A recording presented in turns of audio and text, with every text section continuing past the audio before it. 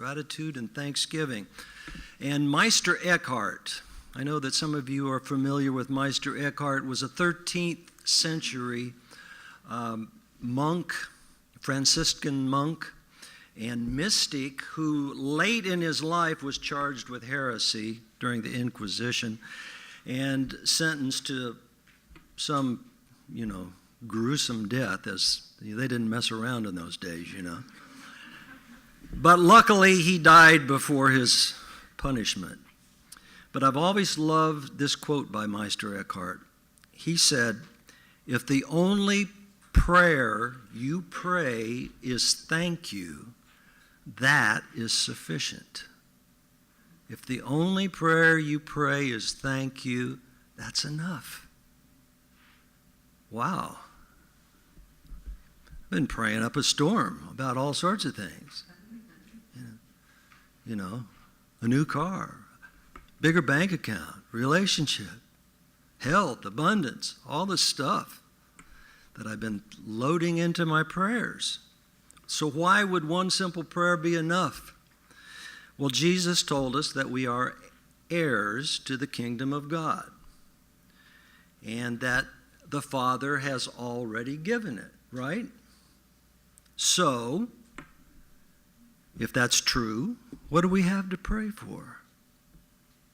What do we need? It's already been given. So all we need to do is say a simple, heartfelt, sincere, "Thanks, Dad."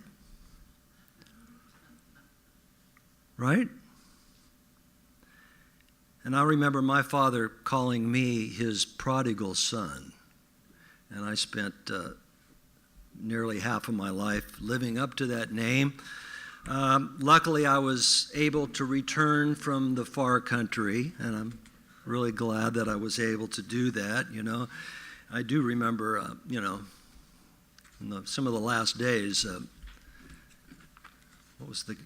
didn't he lay in a pigsty with a bunch of pigs?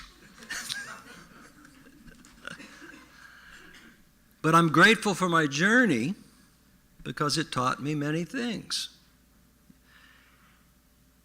And I'm thankful because I wouldn't be who I am today if I hadn't taken that journey. The philosopher Cicero, a long time ago, said that gratitude is not only the greatest of virtues, but the parent of all others. And Seneca, another one of those old philosophers, this is new thought, but it's pretty old knowledge that we subscribe to here. Seneca said, "Nothing is more honorable than a grateful heart." And the wonderful mystic poet William Blake said, even more succinct, "Gratitude is heaven itself." And Plato, we all remember Plato. "A grateful mind is a great mind which eventually attracts to itself great things." And my favorite quote from Lao Tzu, the Chinese philosopher, "Be content with what you have. Rejoice in the way things are. When you realize there is nothing lacking, the whole world belongs to you." When you realize there is nothing lacking, the whole world belongs to you. And our founder, we don't want to leave him out of our quotes today, Dr. Ernest Holmes. He said that there is no wiser way of living than to remember every morning what life has given us and to lift up our thought in gratefulness for every bounty we possess. And I know our own Hubie that does sound here for us. He's not here today, but I always love what Hubie says. When you say, "How you doing?" he says, "Great, I woke up this morning." So we give thanks for the life that has been given us. Next week, we're going to celebrate our Thanksgiving potluck here at MCCSL. How many are y'all coming next week? Get all those hands up. Tell your friends, your neighbors, your family. Bring everyone. We're going to have a great time. And that is November 12th. And the day after that is November 13th, which is the anniversary that Diane and I and Reverend Franklin signed the mortgage for this center right here, our beautiful home. So that is something to be thankful for, truly. And Diane and I are so grateful for all of you. And thank you, Mary, for bringing these cards. That's such a sweet thing for you to do. Diane is going to love it. And we're knowing her whole complete and perfect health. She's had a rough time, but it's going to pass. And we love all of you, and we appreciate you and all of the love that you bring to this spiritual community. We're so grateful for this spiritual family that we have here and this wonderful place that we have to meet in. We're grateful for our ministers, Reverend Franklin, Reverend Lynn. We're grateful for all of our practitioners, our board members, all the people that do special jobs around here. Scotty back there makes our CDs every week. Gene, he does a little bit of everything around here. Susan Depew, our new volunteer coordinator. The list goes on. And Hubie, of course, who's not here. And all of the people that take our classes that are interested in healing and changing their lives. So everyone that comes through these doors that looks for a place where they can heal and grow and transform and feel the love of community. So we're grateful for every one of these. And then in a few weeks, each of us will have our own personal family Thanksgiving Day, where relatives travel thousands of miles to be with people they see only once a year, and then they discover that once a year is way too often. We know that one, right? That's why we love our spiritual family. Because when we are experiencing gratitude, we are in a state of grace. That's why thank you is sufficient. When we're experiencing gratitude, we're in a state of grace, as William Blake says. Gratitude is heaven itself. Wayne Dyer says that gratitude is a complete and full response of the heart to everything in the universe. A complete and full response to everything of the universe. A feeling of love and divine flow. Did you know that we cannot simultaneously be grateful and feel resentment, anger, shame, guilt, blame? If we're feeling grateful, all of those things just disappear. They dissolve into the nothingness from which they came, as Ernest Holmes says. So in this state of grace, of gratitude, all is forgiven. And from this grace, we can even be appreciative for that which has already been. All our trials and tribulations, all our challenges. Whether we can be appreciative for all it has been, whether it's been good, bad, or ugly, because it's led us to this moment, right here and right now, this moment that allows us to be fully present in this holy moment. And appreciating what is right now in this present moment keeps us in acceptance of what we are actually experiencing right now. keeps us in acceptance of what we're actually experiencing right now without judgment. In this higher state, we're able to see the holy and the sacred in all things. We're able to see God in all things. We're able to see love in all things. And being grateful for what will be before we actually experience it gives us the consciousness to receive that which we desire. This attitude of gratitude is the key element in moving us to a state of receptivity. We have to be receptive to what has been given us. The Apostle Paul told us to give thanks in all things. When we do that, it keeps us in a state of receptivity.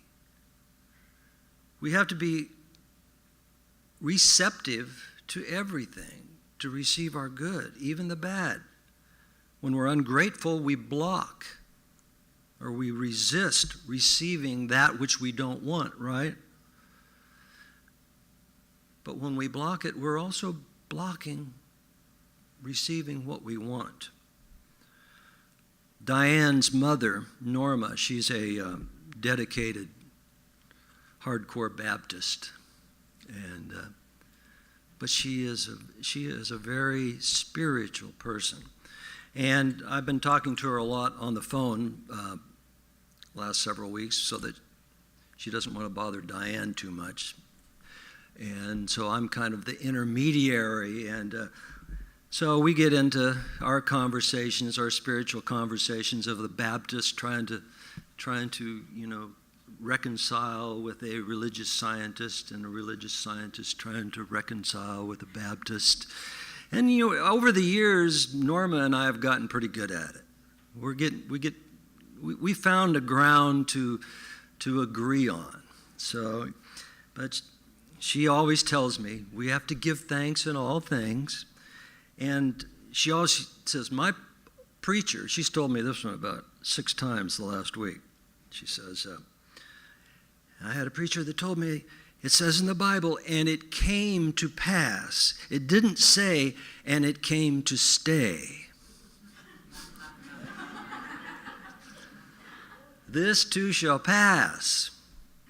So each moment comes and goes, and we must be grateful for whatever it brings, knowing that it too shall pass, whether it is pleasurable or whether it's painful.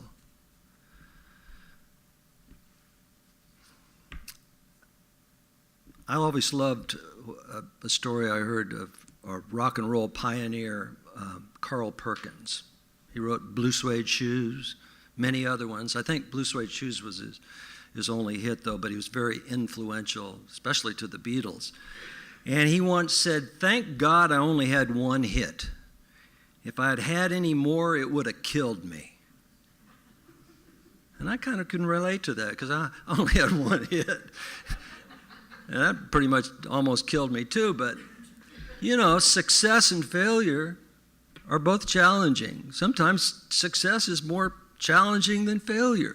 So, to be grateful for whatever is where we find that grace. And success, if we look for that silver lining in whatever experiences we have, that silver lining, or the gratitude in it, it's there if we'll look for it. And it's been a challenging year here at MCCSL this year, let me tell you. There's Connie, Nola, all these health issues, Maggie, Jean McGee, Diane, I'm probably leaving someone out, Catherine, and it's been very challenging for all of us. And I know that, we have grown in community and in spirit and in love through that, and supporting each other. And I know that there's been people with life changes, relationship changes, financial concerns. But Meister Eckhart, another thing that he said that I really love is he said that it is in the darkness that we find our light. And my mother-in-law, Norma, always says, Michael, it's in the valleys that we grow. And it is in the valleys that we grow. And Benita, she just got 2 new hips this year. She is really hip. The bionic girl. And so I know that a lot of us here are growing, healing, and transforming, and helping each other to do that by reminding each other what is true and what is good, and being grateful for that. And it's truly something to be thankful for. As Ernest Holmes says, a thankful heart is in harmony with life. A thankful heart is in harmony with life. That's how we go with the flow. And the Sufi poet Hafiz spoke this beautiful statement. He said, I wish I could show you when you are lonely or in darkness the astonishing light of your own being. The astonishing light of your own being. We say in religious science, we are seeking to realize our spiritual magnificence. We could say that the astonishing light of our own being. And there's a story told about a woman Zen master named Sono who taught one very simple method of enlightenment. She advised everyone that came to her to adopt a mantra to be said many times a day and under all conditions. And the mantra was simply this: thank you for everything. I have no complaint whatsoever. And many people came to her for healing. Some were in physical pain, some were emotionally distraught, others had financial problems, others were seeking soul liberation. But no matter what their distress was, or what question they asked her, her response was always the same. Adopt this mantra, say it many times a day and under all conditions. Thank you for everything. I have no complaint whatsoever. Some people went away disappointed. Some people grew angry. Others tried to argue with her. Yet some people took her suggestion and they began to practice it. And tradition tells that everyone who practiced Sono's mantra found peace and healing. Thank you for everything. I have no complaint whatsoever. And another of my favorite things that has been written about gratitude is from the author Melody Beattie. She writes this: gratitude unlocks the fullness of life. It turns what we have into enough and more. It turns denial into acceptance, chaos into order, and confusion into clarity. It can turn a meal into a feast, a house into a home, a stranger into a friend. Gratitude makes sense of our past, brings peace for today, and creates a vision for tomorrow. Isn't that beautiful? And I'm going to finish off with a story that was originally told by Buddha in one of his sutras. And it concerns another Zen master who, while out walking one day, is confronted by a ferocious man-eating tiger.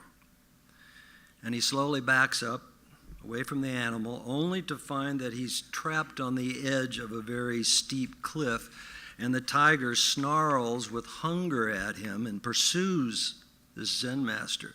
And his only hope of escape is to suspend himself over the cliff, over the abyss, by holding a vine that grows at the edge of it.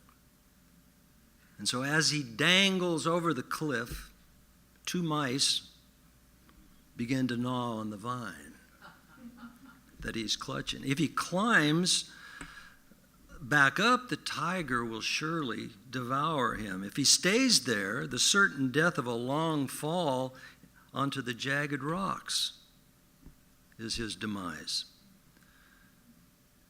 And so the slender vine just starts to give way, and his death is imminent. Just then, the precariously suspended Zen master notices a lovely, ripe, wild strawberry growing on the cliff's edge. And he plucks the succulent berry and pops it into his mouth. And he's heard to say, "This lovely strawberry, how sweet it tastes." Isn't that life? It's just one moment after another. Appreciating what is in the moment. Gratitude. This moment is all there is. Rejoice in it. What we appreciate appreciates. It's spiritual law. We're going to be talking about gratitude all month. We're going to be celebrating it. It's a beautiful way that this whole idea of how what you appreciate appreciates. And I want to share this with you. Open your hand to receive your good. Everyone, just open your hand to receive your good. And acknowledge the gratitude that you feel for the good that you have. And as you feel that gratitude, then you give back to those around you. So it's a process of giving and receiving that keeps the flow of appreciation going. And one way to surely bring about your own good is to show appreciation to others. And this will further bless you. So let's just go a little further here. Hold your hand open. Hold your other hand with your palm down.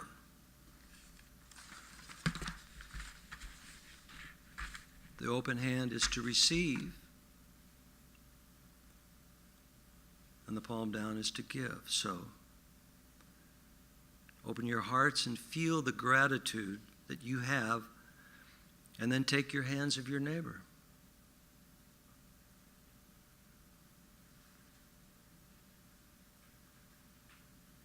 Left hand open to receive, right hand down to give.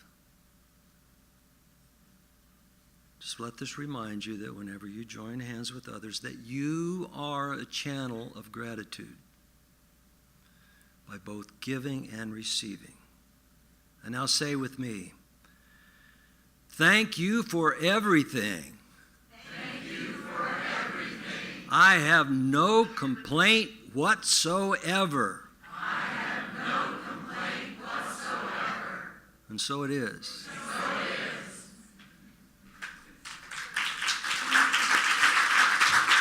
And P.S. I have a P.S. on my sermon today.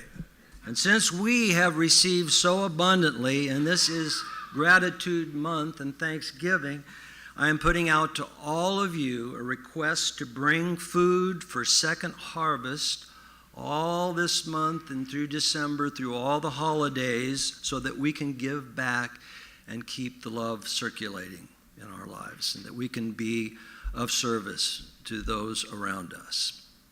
Okay?